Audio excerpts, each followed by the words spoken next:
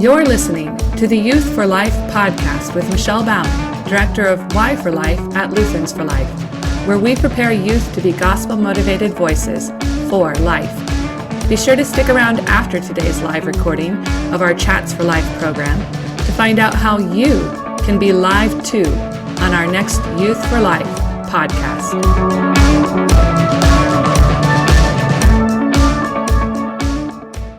All right, so Pastor, if you would lead us in prayer, that would be great. Let us pray.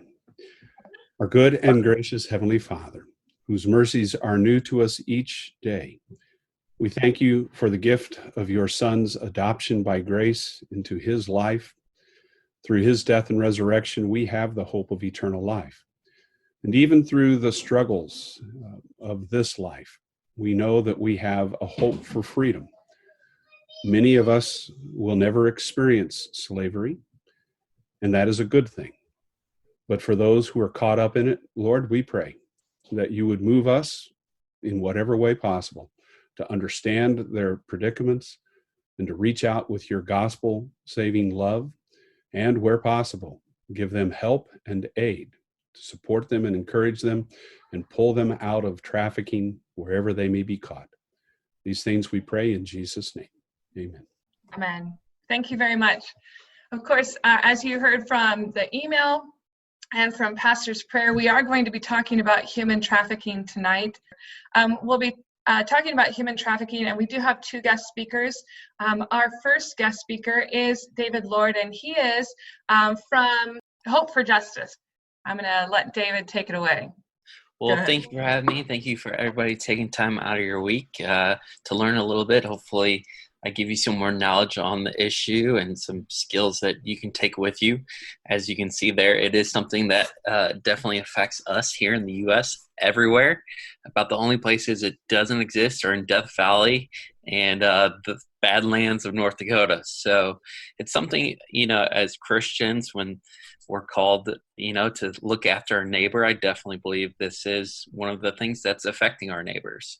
And so tonight, Michelle kind of asked me to focus on just the issue in the U.S., and then you'll learn a little bit more about what's going on around the globe from someone else in a little bit. So hopefully I bring you some U.S. knowledge. I work for Hope for Justice. We are a nonprofit with over 32 locations across the globe, including right here in the U.S. So what drew me to that is often with missions, it's just overseas, but this one rescues people right down the road. You could tonight call our team and we could deploy licensed investigators who are full-time on our staff to come out and investigate a possible trafficking situation, and they can run that all the way through to the end till the arrest is made. We're fully accredited by the federal government to do that.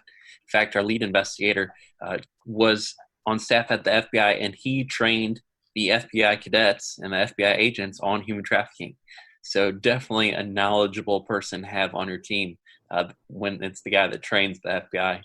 He actually helped lead up the September 11th investigation out of New York. So he knows his stuff, and we're blessed to have him. And so tonight we'll kind of dive into a little bit of what's going on in the U.S., what kind of signs you can be on the lookout for, and just bring you a more general awareness of what the issue looks like. So the first thing I want you to know is what it is, right? We need to know exactly what we're talking about to properly address an issue.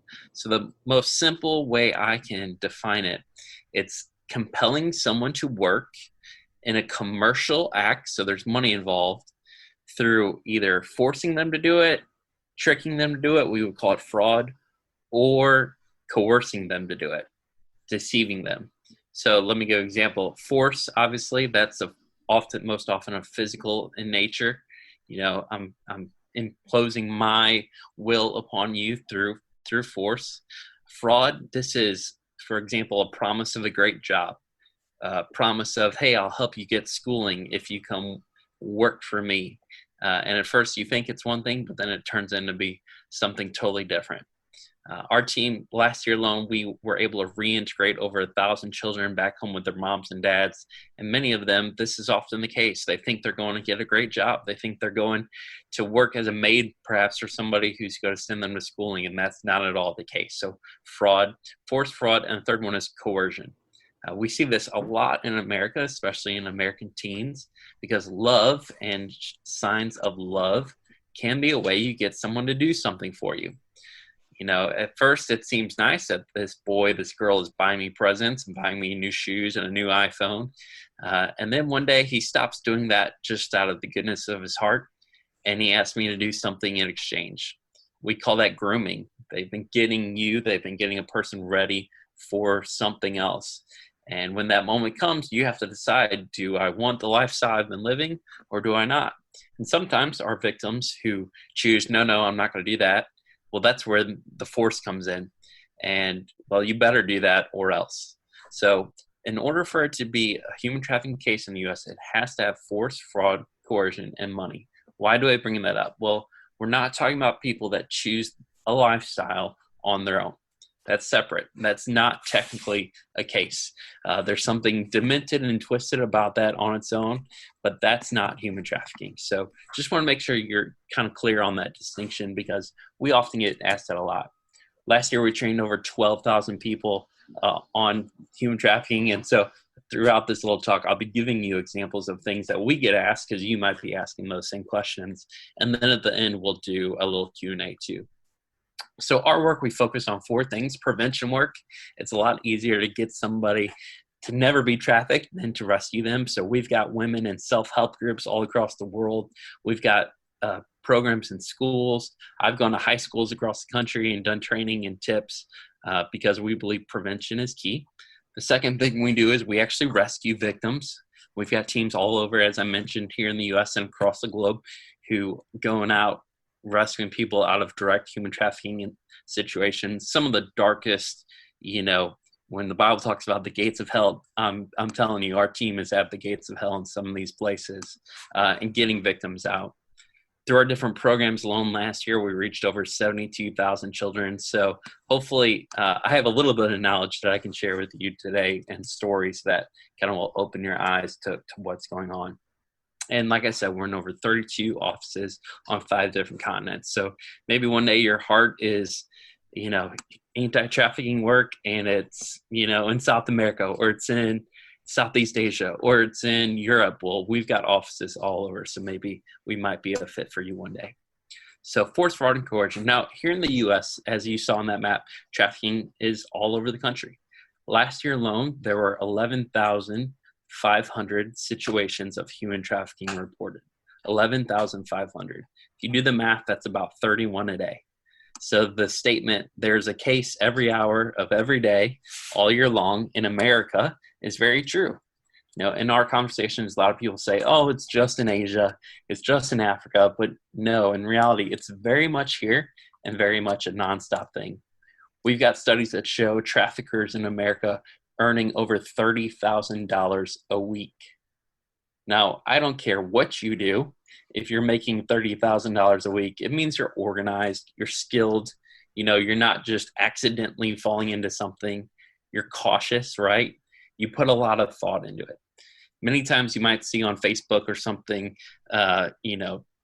social media, that I like to joke, the moms start posting how, the local Target is the #1 human trafficking spot in your town. I'm sure some of you have seen something like that, or even we've had some people reach out to us because Disneyland is the #1 place for human trafficking because people are just getting their children taken from them left and right. Well, the reality is, if your local Target was the home for human trafficking in your city, it would be all over the news every day, right? Like, if my sister was taken from my mother's hand while walking through Target, my family's not going to sleep. Our friends aren't going to sleep. We're making sure it's on the news, right? The Amber Alert's going out. We're going to do everything we can to make sure she gets home. And the reality is, a real trafficker, they don't ever want to be seen. And sadly, there's enough children, there's enough men and women out there that are so desperate. As a trafficker, they don't need to risk themselves being seen, being caught for something like that. There's over 200,000 estimated runaway teens every year, and many studies say about 1 in 6 of them will be trafficked.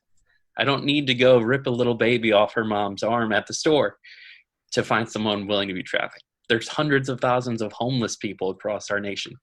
Well, if you're homeless and I come up to you and I say, hey, for $5, you can come sleep in the shed on my construction lot and I'll give you a meal every day, that sounds pretty good. I don't need to go risk myself getting locked in jail when there's unfortunately such a wealth of options. So much of the work we do is with the vulnerable among us, the most vulnerable. And maybe for you, you're entering one of these fields in the coming year. So I want to let you know kind of who are the most vulnerable among us. What we see is in the elderly, in the mentally impaired, homeless, foster care, runaway teens, as I mentioned, those with drug addictions.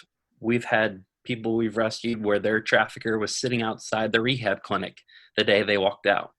People with disabilities, the homosexual movement, often they're looking for love, and if someone can provide it, if someone can provide that acceptance, it's a more susceptible demographic.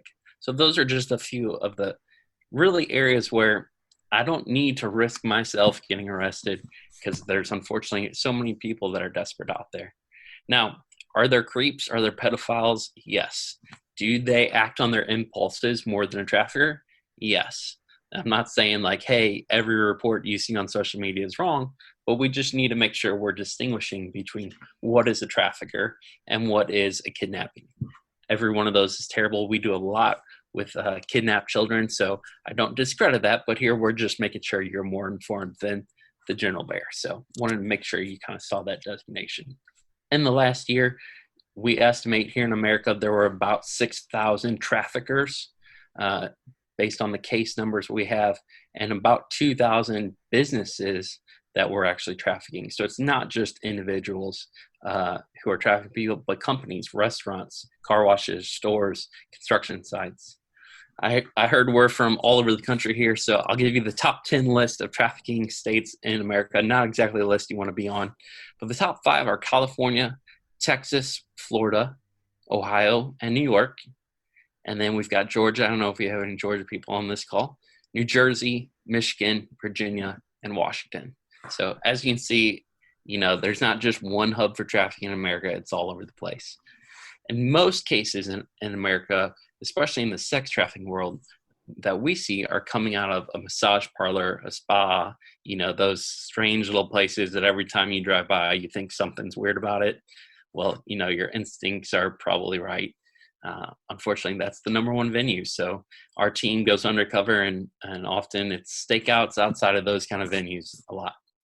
Some common misconceptions, some things people often say, will discredit our work with. One, especially you'll hear in the next few months as we get closer to the election, is that it's only foreigners, right? It's only the illegals. Like, it's really not that bad. It's better than where they came from. Well, okay. But in reality, most cases in the U.S. are U.S. citizens. So it's not just an illegal immigrant issue. Another thing you'll often hear is, especially in America, is that it's just sex trafficking. The reality is millions and millions of people are being trafficked in labor. They're being forced to work against their will. Sex trafficking definitely gets more coverage in America than labor trafficking because, if I can bust a ring of 15 girls who have been exploited, that's a lot cooler than if I talk about 5 guys who are working a construction site. So odds are if you watch an episode of Law and Order with your mom, or, you go see a movie, it's probably a sex trafficking related case. But in reality, millions of people are being exploited for labor. I'm a huge soccer fan, and the government of China actually right now, they're selling their citizens to the Middle East to help build stadiums and cities for the upcoming World Cup. Governments actually control citizens. Thankfully, we don't live in one of those where we're sold out, but that happens. So labor trafficking is a huge part. So don't just let people tell you, hey, it's just sex. It's just a prostitute who's hooked on drugs, because that's not the reality at all. Another question we get asked a lot is, if it's so bad, why don't they just call 911? Like 3-year-olds know how to call 911.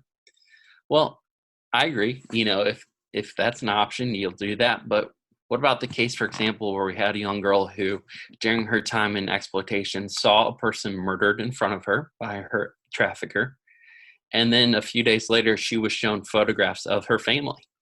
And she was told, if you try to escape, if you try to call the cops, we know where your family lives and we'll go and we'll do even worse things to them.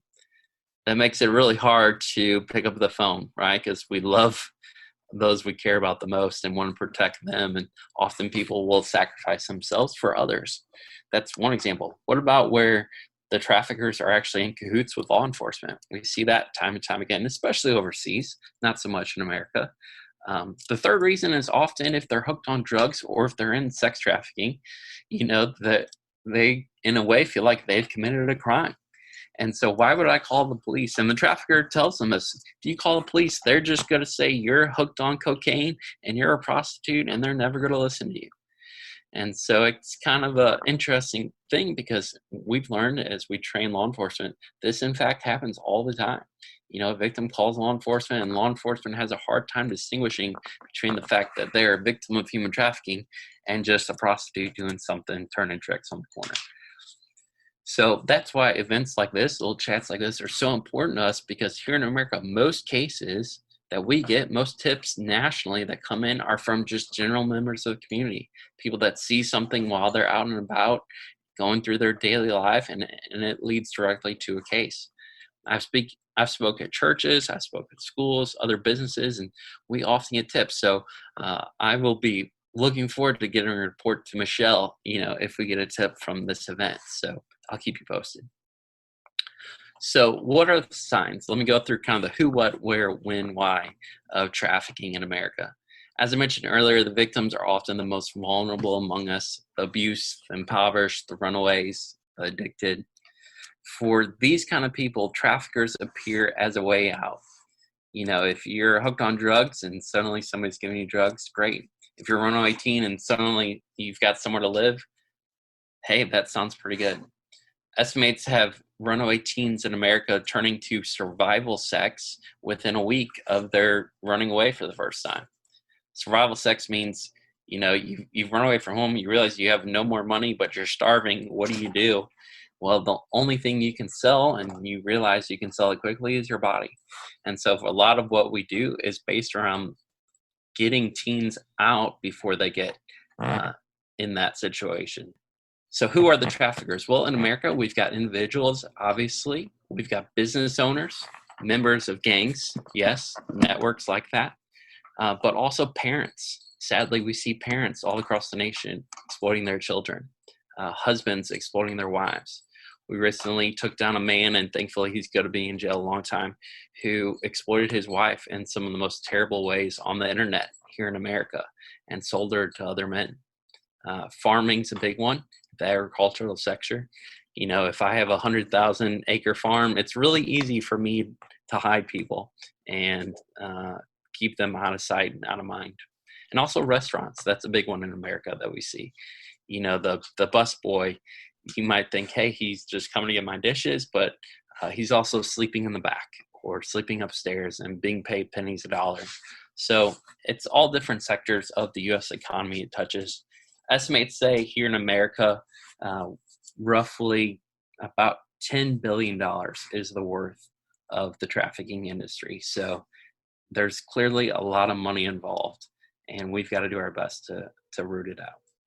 So let me go over some things that I want you to be on the lookout for, you to be, just in your day-to-day, not, you don't need to be hiding in your car. We're here for that. But just some tips, some other things I want you to know about. So among school, right, the people you go to school with each and every day, some things that I would say are red flags that if you see, hey, a few of these stacking up, make sure to reach out to somebody like us or another company that does what we do. One is if a friend suddenly drops out, or they stop showing up, or they're showing up infrequently and they don't really have great reasons why. That's a big one. If you got a friend who continually isn't staying at home, that's a sign that something's going on at home, and we want to make sure we root it out before that turns into something worse. If they've got physical bruises on their body, other signs of trauma, if suddenly they're pulling away from you, not hanging out with their friend group, and they're not hanging out with anyone else that you know. If they significantly have weight loss in a short period of time, if they stop caring for their body, If they suddenly have 2 cell phones, that's a big one. A trafficker wants to communicate, wants you to feel like you're worth $1 million. So if I buy you that brand new phone and your mom and dad were giving you a flip phone, well, I'm your hero. So 2 phones is a big one. Also, suddenly, if their clothing all changes and they're wearing, all new clothes from a fancy store, and you're like, I know where your mom and dad work, and they didn't get a better job. Like, something's going on here. That's a big sign for us.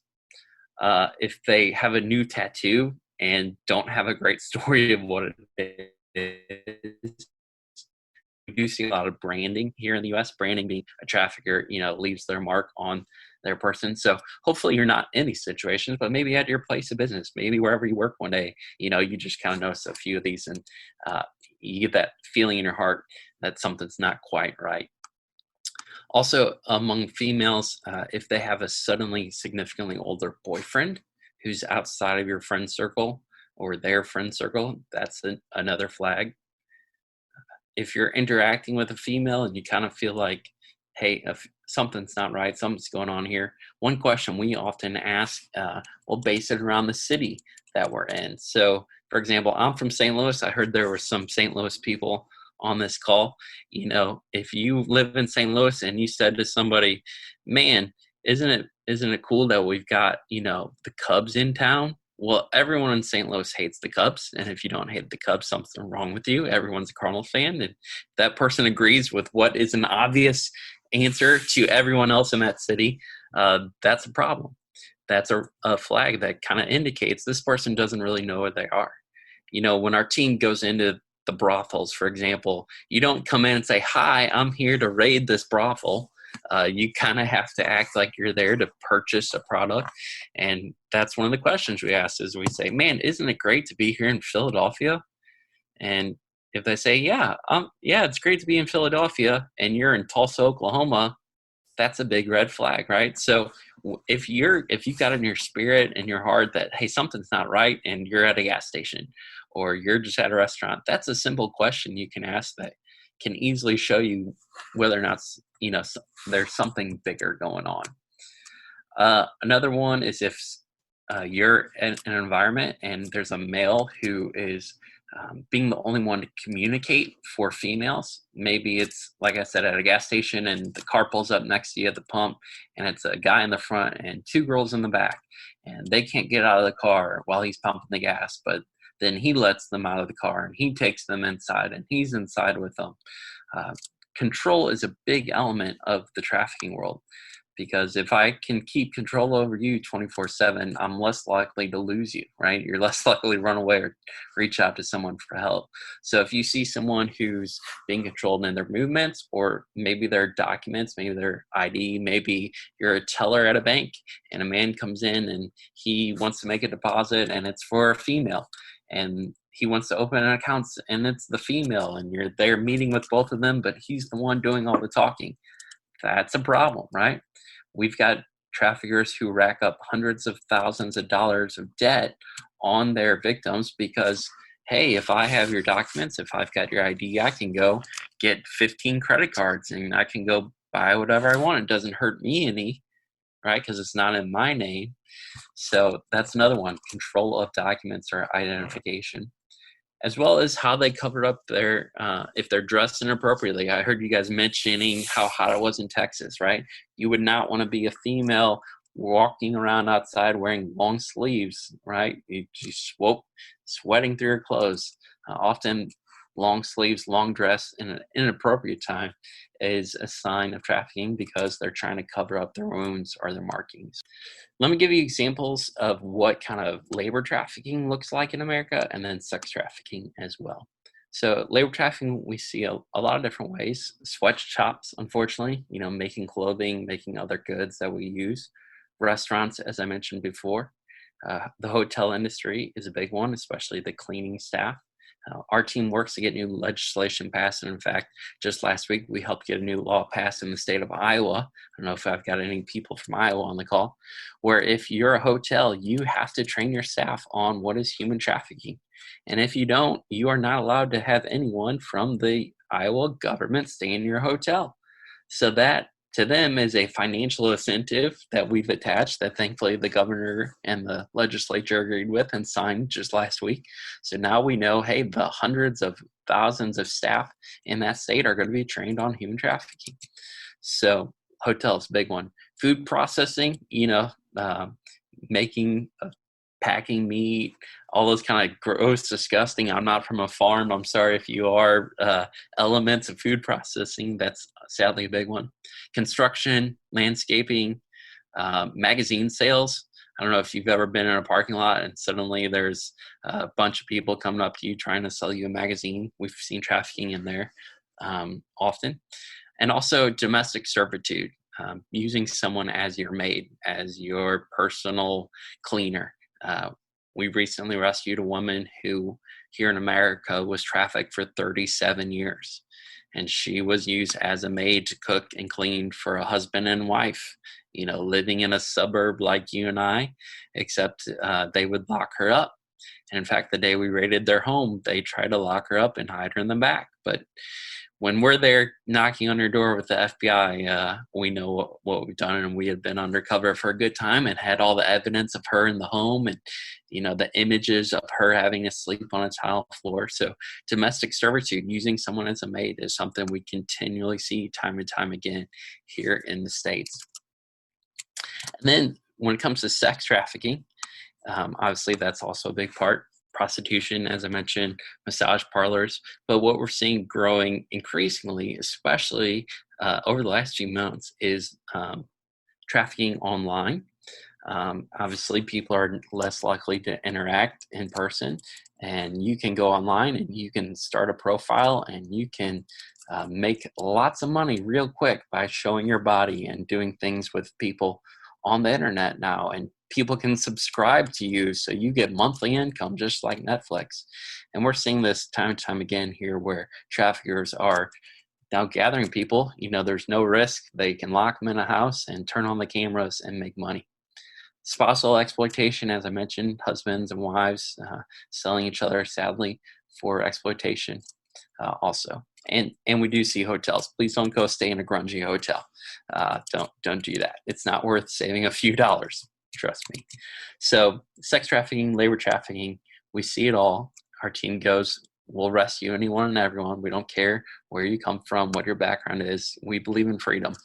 We are a Christian-based organization, and that is our ethos, that Christ made us to be free and to get to choose that with him. So for us, it doesn't matter who it is. If they reach out, our team's going to go into the darkest places, to the gates of hell, and do all we can to set them free. So Michelle asked me for 25 minutes. I feel like I'm trying to teach all of Paul's writings in a 25-minute window. There's a whole lot more stuff we can cover, absolutely, but just wanted to get your toes wet in the water of anti-trafficking efforts. And you can always reach out to our team if you have questions. We do go speak at churches, youth groups, conferences all across the country. Normally, I should have been on a tour with Ren Collective right now. I don't know if you guys are familiar with them. They're great friends of ours. So, times have changed, but if we can ever be of service to your church, your group, feel free to reach out. That's why we're here. And I will send you David's contact, or actually just contact information for Hope for Justice at the end. Do you mind if your email goes out, or should I just do the regular email? Yeah, if our website's got tons of info on there, and also kind of directs people, if you're looking for professional training, if you're want to volunteer, it kind of has all the different links on there. That would probably be the easiest way. Sure. I do a lot of things, but often I would just be bouncing you to somebody else. So feel free just to reach out to our staff, and that's why we're here. I'll send in the email then a link to their website, so you can have that. And this would be something that you could bring in to your own life team at the college or high school level, of course, with permission, and especially if this is one of the 2 or 3 topics that you want to focus on for the coming year, this would be an excellent opportunity. So thank you. Are there any? Yeah, go ahead. On that, we do like, this is not a a church talk. We Right. do church talks where we work in the scripture and stories from the Bible, and make it more like you're going to church on Sunday. This is just informational. So if normally we like to laugh and make jokes, but it's a little hard to do that in 25 minutes talking about bullet points. For me, it's fun to remind people, like, you search the Bible for human trafficking. Well, let's not forget the story of Joseph. He was a young man who was sold into human trafficking by his own family. And look what God could do. So, it's definitely biblical. I think that story's in there for a reason. And obviously, Jesus came to set us free. But how many times does he talk about setting the prisoners free, right? The captive free. So if we're not his hands and feet right now, I don't know what is. All right. There's my Thank you church plug. very much, David. Very much. Are there any questions for David before we transition? We're going to take a look at some international issues as well. So Pastor Duncan has a question. David, thank you for your presentation. Just because you've got a lot of young folks who are very social minded on the internet, are there some particularly difficult websites that are, frequent hangouts of youth that maybe should be identified and watched out for? Yeah, great question. So I would say, and we do kind of do these talks, internet safety talks. If someone's wanting to find a young girl, a young boy, they know where to go, right? They know how to go on TikTok. They know how to go on Instagram. They know how to go on Snapchat. And even we see in video games, often a few of our rescues lately have connected by playing a video game online. So for us, what we tell people is where you go, the most important thing is I turn off your location settings. In Snapchat, you can say, like, people can know where you are pretty accurately. And there's no real reason to have those on. Why do I say that? Well, we've rescued a young boy, and by boy, I mean 9 years old here in America, where, someone got to be his friend on Snapchat, and, through a normal, you wouldn't think anything was weird. This was a person pretending, to have similarities as this young boy. And then one day he asked him for a photograph that the boy did not want to take. And thankfully the boy didn't want to take it. But then suddenly the person turned around and said, well, I know that you live at 5457 Crestline Avenue, and if you don't send me what I want, I will come there and murder you. So please turn off your location settings. It's just not worth it. And also, what I tell my family, my nieces and nephews is, stick to your friends. Like, especially for those of us in the church world, you should have enough friends that you don't need to seek out random people and have discussions with random people. I'm not, I don't buy into the spirit of fear, but I buy into a sound mind, and a sound mind means you think something through, and it's just not worth it. So no matter what website you're going to, if they're, like in fishing, you go to where the fish are when you want to catch them, and traffickers know that. So just be smart on whatever it is that you are on. I don't think as Christians we're to hide from everything, because we're the light of the world, and it's hard to be the light if you're under your bushel, right? Going old school. But just be smart, and don't be afraid. If somebody approaches you, or somebody, in a weird way, like, you don't have to go to your parents. You can go to a neutral party to get the help you need. All right, so we're going to go ahead, and I'd like to introduce you then to Matt Roberts, who is the Director of Relational Advancement at Agape International Missions, and he is going to talk to you about their approach to and work with human trafficking. So welcome, Matt, for being here. Hi, Michelle. Hi, everybody. Thanks for the opportunity to come and share with you guys. It was great to hear from David more on the domestic perspective and issue of human trafficking. And I want to put a global face on that for you guys as well. A lot of similar issues, a lot of similar ways that people get into trafficking and why they get into trafficking. But I think it's good to see, the different perspective and the different ways in which organizations are fighting this globally. But what I want to do is really quickly share some highlights from our work. But then first, I want to take a quick global look, and then we'll bring it down to the level of Cambodia. So you've probably heard a lot of different numbers around how many people are being trafficked or how many are in slavery. It's really hard to know at a global level. Some say 25, some say 40. It's a lot. It's millions of people in slavery today. Unfortunately, more in slavery today than ever. When you think of the abolitionist movement, William Wilberforce and others that fought slavery, there are more in slavery today than ever. And we know that approximately 4.7 million of those are sexually trafficked around the world. And where our work is focused in Cambodia, it does branch out from there. I will share a little bit about that. And we are expanding into other countries starting this year. But where we've been focused, the epicenter of child trafficking in Southeast Asia, in Cambodia, we know that there's over 300,000 in Cambodia alone, and about 30,000 of those are children. Some global issues that we are facing and that we've recently done rescues around. This was newer to us in the last few years, and so we've adapted our methods to adjust to this new ways of trafficking that we're coming across. The first one is surrogacy or baby trafficking, where women are paid to get pregnant, and then those babies are taken and don't always know what the babies are used for, but we are aware of organ harvesting, children that are raised for prostitution, labor or prostitution, and also for child brides, primarily in China. And then also you saw in the video child labor exploitation. So children are exploited for labor, subjected to harsh, unsafe working conditions, rape and torture. And just recently we were able to rescue 30 children from a brick factory in Cambodia. And this has really shine the light on this issue, particularly in Cambodia, where the government had been overlooking it, but because it's been so severe, children have been tortured, and children have come forward and have spoken out. They've been given the platform to do that. And so now the government is starting to work to address this issue.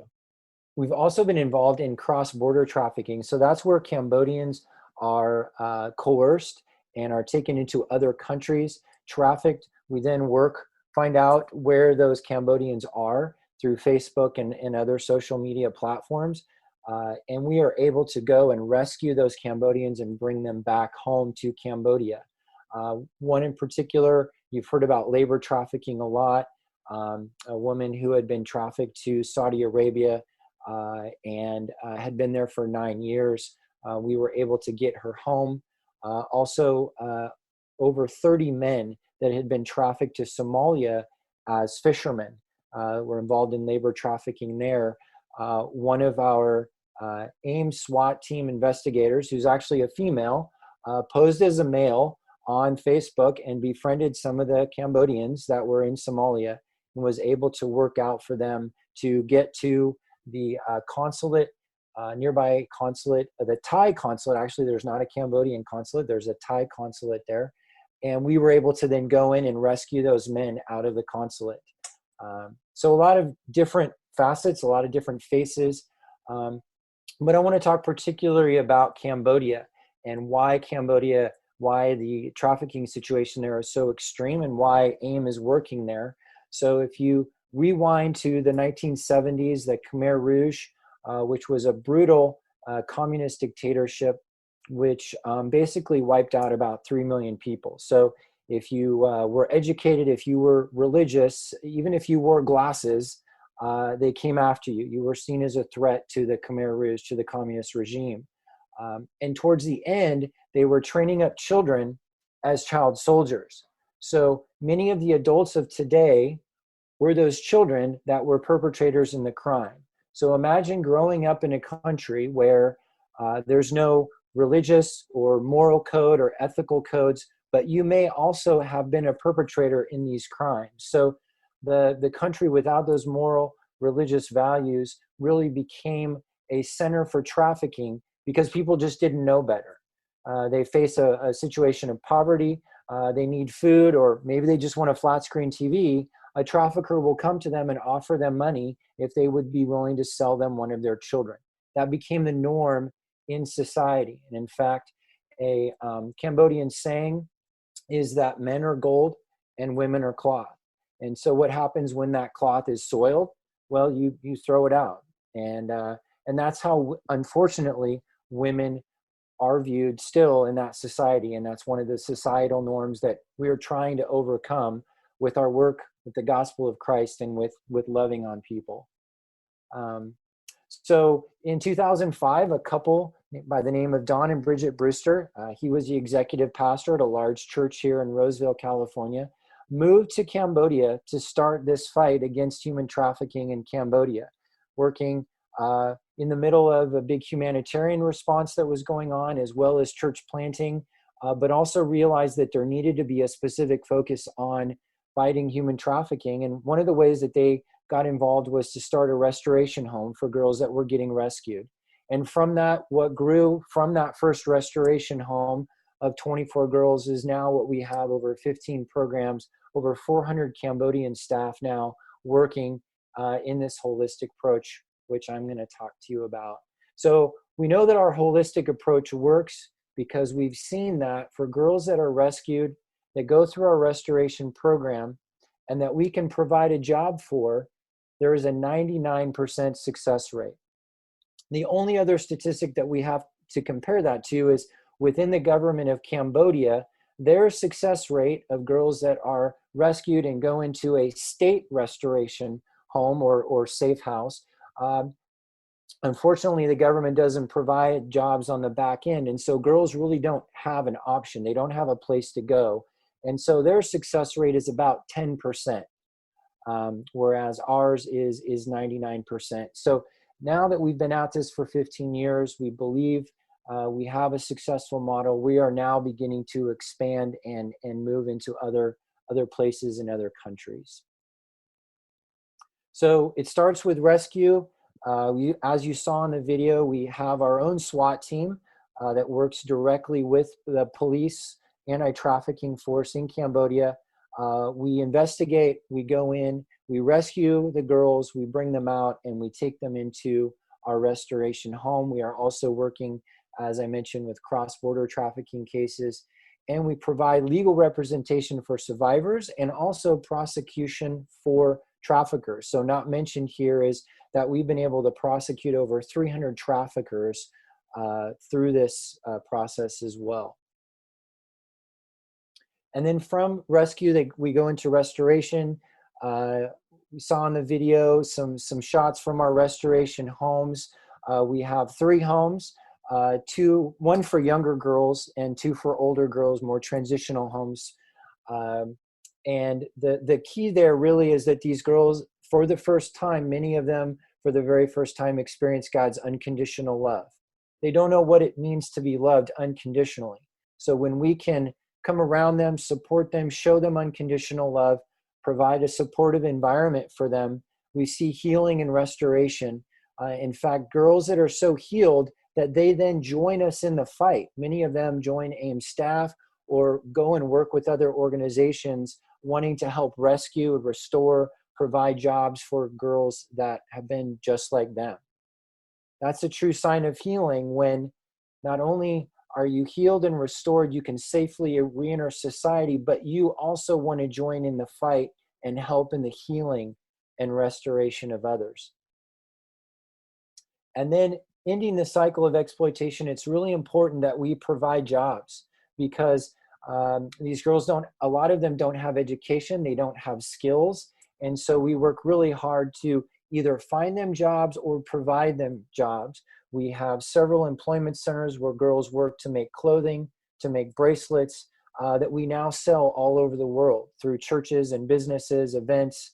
And as churches need t-shirts for their service teams or vacation Bible schools when they're having them, obviously, for summer camps, we provide those t-shirts to churches that order through us. And those t-shirts are made in Cambodia by survivors. And the cool thing about it is that every shirt, every piece that we sell, every item of clothing comes with a tag with the girl's name signed by the girl who's made it. So it makes it very personal and very special. And then prevention is really important. We want to prevent this from ever happening. And so we have several different ministries and outreach and programs. First, we saw on the video this our new AIM school, which is opened up in a new facility. We provide education for over 500 students because we know that when we can provide them an education, they are seen as having value. And the chances of them being trafficked are virtually reduced. And in fact, that we know of, no children in our school are currently being trafficked. We also do community outreach, we do humanitarian aid, but you also saw in the video our Lord's Gym. That is an outreach to traffickers. So kickboxing, taekwondo, big sport in the country of Cambodia. And by having a gym, by having a place where men can come and learn those skills like kickboxing, we can then talk to them, we can share the gospel with them, and we can convince them to find another way of making money. So far, we've seen about 30 men accept Christ and that are now speaking into the trafficking community. And so we're actually turning traffickers into protectors of girls now. And that's a huge outreach for us. And with that new gym facility, we're able to expand our Lord's Gym outreach beyond that. So questions we've been getting is, what's the impact of COVID-19 in Cambodia? And so here's one particular case where in mid-April, our staff was doing outreach in the community and discovered that there was a family that was getting ready to sell one of their children for food. They live up in the northern part of Cambodia in Siem Reap, which is a big tourist area, if you guys are familiar with the temples of Angkor Wat. But tourism has completely shut down. And so this family doesn't have any income. They sell food on the road to tourists. They don't have any income. They don't have unemployment insurance or the security loans that businesses have been getting from the government. And so they were desperate and they were going to sell one of their children for food. Our staff was able to intervene, provide them food, which gave us the inspiration for launching a huge humanitarian relief effort, which we are in the middle of right now, providing food to families that are in desperate need so that we can prevent children from being sold and being trafficked. So what now? Now you know, now you're aware.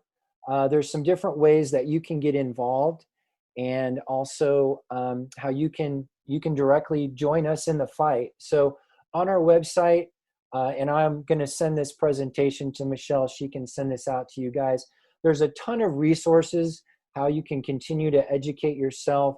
Documentaries have been made about our work in Cambodia through CNN, ABC Nightline, Nefarious documentary done about our work. There's online workshops which we provide, as well as other resources that you guys can access. The other thing is, if you like to buy clothes and you like fashion, you can also purchase clothing made by survivors. So again, these are clothes that are made by survivors, girls that we employ in Cambodia. We've got t-shirts, kimonos, bracelets, all sorts of really cool stuff out there that's made by survivors. And again, every item comes with a tag with the name of the girl, signed by the girl who's made it.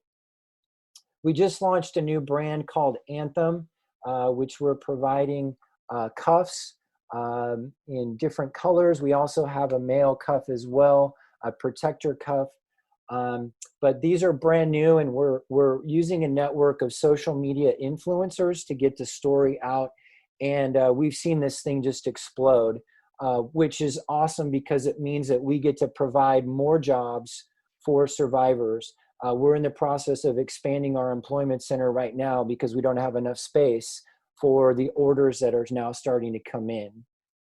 And then finally, another way that you guys can get involved if you're interested in coming alongside us and helping us is by supporting our humanitarian relief efforts. So through AIM Responds, we are, as I mentioned, responding to this humanitarian crisis in Cambodia, providing food, providing resources for families. So if you guys are able, you would bring your group together, help raise some money. We can provide that directly on the front lines to our team there that is being deployed to provide this relief to these families in need. So with that, I'll close and open it up to any questions that you guys might have. Thanks so much, Matt, for that information. Can you clarify real quick? I do have a question. The last part where you said that there might be an opportunity to, were you thinking raise money or send supplies, or if you wanted to help, a group on the front lines? Yeah, specifically just raising money would be helpful. Okay. We're working with local farmers to provide rice and eggs, protein to families. So by sending by providing money, we're able to not only provide for these families, but also to support local farmers. Okay. All right. So what questions do you guys have? You just, it could be either for Matt or for David. They're both here. I had a question for Mr. David. I really appreciated all the resources that Mr. Robertson gave us, but I'm obviously going to look up Hope for Justice, but I was wondering if there's anything else that you would recommend that we check out. Yeah, on our website, there's all kinds of stuff you can download, like Spot the Signs forms. We've got people that print those out and stick those up all over the country. We've got people that do fundraisers, like you mentioned. I don't think you'll find a nonprofit in America that isn't fundraising in some way, shape, or form, But yeah, the number one spot for human trafficking info, like especially if you want info specifically on the state you live in, is called Polaris, like the North Star. And so that would be kind of the one place I would steer you to specifically, because they're like any call, any tip that comes in to anyone in America is supposed to get reported to them. And, they distribute those calls accordingly. So you could call our office directly to record a case, or you can call the national hotline and they send it through. So they're kind of the holders of all info. So for most stats, most info, especially you can look up state by state this year, last year, the last 10 years. That's a great resource that I would use. This is probably also a question for David.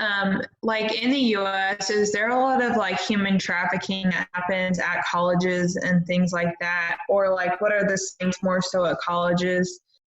Yeah, that's a great question. Our stats and studies haven't shown that a college campus is significantly different than anything else. It's the vulnerable that a trafficker is going to want the most.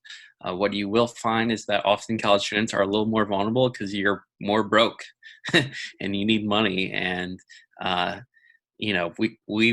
we have found traffickers who have infiltrated high schools before, and had a fake high school student recruiting other people. But on the college level, we haven't seen that kind of level yet. So I would say, could it happen? Yes. But based on our work, we haven't seen like hey, it's a crazy outbreak and there's a trafficker who's got 20 girls. So that's my answer for that one. I have a couple of things that I want to talk to you about, or things for you to kind of think about, if that's okay. And then as we discuss, maybe some more questions will come up with Matt and David. But one of the things that, obviously you are part of a Y for Life team, and we definitely want to be gospel motivated educators for the people in our school and in our community. So what are your thoughts on how you could share this information or maybe introduce this information to your constituents, to your friends, to the people? How could you use this information on a high school campus or a college campus? What do you guys think? Yeah, go ahead, Pastor Duncan. I think, and this is a generalization, that so many young girls really don't have an idea of how many predators are out there right now in some of the social media websites. And I feel that if you do recognize that, you're in a minority, and thanks be to God that you're in that minority. But I believe that there are just a lot of young girls who may not have the Christian background, Christian homes helping them, that need to know that this is the place that the predators are operating. Okay. Any other thoughts you guys have? Maybe it would be easier to think about Y for Life as kind of 4 areas, right? So you might plan things for service, education, worship, or celebration. Any of those, any opportunities there? I think like education is important, because I do feel like, of course the labor, it affects everyone, but the sex trafficking, it of course is more affecting girls, probably more so than men. I could be wrong, but just like be life affirming in those girls, especially in high school and college, that they are loved by Christ and that they don't need to look for other outlets or run away from home or things like that, and be more affirming in their lives. And then also educate them more on the human trafficking, get people like David and Matt into schools more, and on our life teams have them as a like an easy source to go to, so that people can answer questions and get to know these people, so they know what to do or where to turn. Yeah, and today, that's great ideas. Today, Matt really focused on international work, and David focused on work in America, but both organizations work worldwide. Is that correct? Because Matt, you guys are active here in America as well, right? We are in the process of expanding into the U.S. as well as into South America. Yes. Okay. And David, other countries that you guys are in? Yeah, we're in Australia, we're in the United Kingdom, we're in Norway, we're in Ethiopia, Uganda, Zimbabwe, Brazil, Cambodia, Vietnam. There might be another one. So again, you have lots of opportunities for, to make it applicable to whomever you're talking to. I think, does CUC have a large Cambodian presence? Say that again. I'm sorry. Concordia Chicago. I was kind of asking the Chicago students. Oh, okay. Do you guys know, is there a large presence of Cambodian students on campus?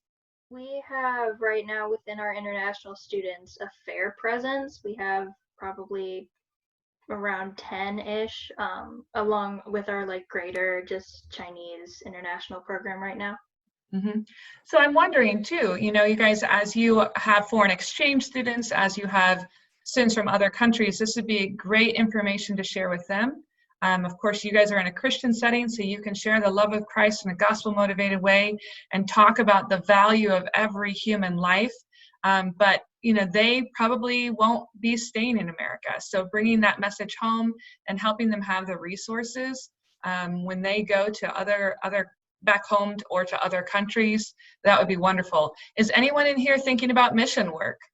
Anybody wanting to go overseas? No one. Oh, it's shocking. Well, who knows? Maybe some of you will end up. Yeah, Victor's overseas already, or he's in the Dominican Republic. So maybe thinking about it. So yeah, I mean, you never. Oh, Annika. All right, Annika's interested. Good. I didn't see your hand. So yeah, you never know when this might be a reality for you, so that you have some, again, resources. And definitely you have the warning signs to help others. Michelle, if I could tag on. Yeah, go ahead. For years I led college ministry and other programs. And now that I'm on this side, when we're talking to college students and younger, for us, one of the most important things you can do is carry this with you into whatever career it is that you choose. Because, if people are willing to bring it up on their job one day, if you're willing to bring it up as an educator one day, if you're willing to, you work in the clothing industry and you raise that question, you ask the one thing nobody else wants to ask, your impacts could be greater than you can imagine. I think if we're Christians and we're called to be the salt of the earth, that means you taste a little bit different. Well, don't be afraid to taste a little bit different in your career one day. And don't be afraid to, talk about things that might cost your company money. The reason human trafficking is the fastest growing crime in the world is because there's a lot of money. There's over $150 billion. That's the estimate on how much profit there is in human trafficking right now. It's the second biggest organized thing in the world behind drugs. So when money's involved, usually people turn the other cheek. And as Christians, whatever career you choose, you can't be afraid to look in the eyes and say, hey, we've got to talk about this and how it affects us. And is it in our supply chain? If you're an accountant and you're running the numbers and something doesn't add up, it's amazing how human trafficking can affect so many different fields. So don't be afraid as you enter the career world, both now and decades later, to be an advocate for this. Yep. Thank you for that. Definitely a reminder of, our vocations, right? Whatever vocation, you pursue wherever God places you. That's right. David, are there some names that we might be surprised to hear that have been involved in human trafficking business-wise? Somebody asked me, I was meeting with a gentleman who's been knighted by the Queen of England for his police work. And they, asked him, how do I know what clothes to buy in America? And to be honest, if you go buy what we would call fast fashion, I would say 99% of it has been touched by human trafficking in some way. Now, I'm not going to sit here and tell you exactly what companies. I'm just telling you that there isn't one of those stores in most likelihood that is exempt. It's very hard. It's very expensive to walk that narrow path of, is everything in our supply chain good? One of the organizations we actually run is called the Slave Free Alliance, and it's for businesses that say, hey, we want to make sure we don't have slavery in our supply chain. Because a company might say, hey, we don't pay slaves, that's great, but they're not worried about what's down the line. And we had one company come to us that thought they only had 10 suppliers, and we did an investigation and determined they had over 2,000 companies supplying all the different goods, materials, everything that went into their products. So it's really hard to root it all out of what you buy. But, if you're able to trend towards companies with a strong ethos, there's a company we're teaming up with that I know hand makes everything, and they've got the cotton here in America, and, they go above and beyond to make sure what they're creating is above par. But it's really hard to say if your supply chain is out of the U.S. that you are 100% free of human trafficking. All right. Any other final questions? Well, we definitely want to thank both Matt and David for being here tonight. This is kind of a last-minute presentation. They both volunteered and said, "Yeah, I'll pull it together." So, from me, a great word of thanks to both of you. I appreciate it tremendously, and I think it's so great that they were able to hear from people who actually do this for a living, right? Who rescue lives.